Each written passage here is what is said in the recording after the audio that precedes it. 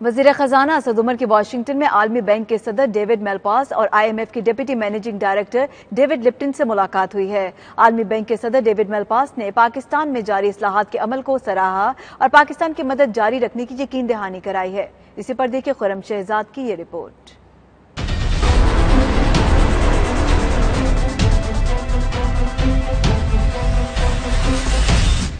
वजीर खजाना असद उमर की IMF के deputy managing director David Lipton से मुलाकात में पाकिस्तान और IMF के मुज़ाकरात पर बात हुई। वजीर खजाना असद उमर ने वाशिंगटन में IMF और वर्ल्ड बैंक हुकाम से साइडलाइन मुलाकातें भी की हैं, जिनके दौरान मुआशी और तरक्याती मंसूबों पर बातचीत हुई। वजीर खजाना असद उमर ने अमरीका पाकिस्तान काउंसिल के अरकान से भी मुलाकात की, जिसके दौरान पाकिस्तान में कारोबार के मौके पर गुफ्तगू हुई।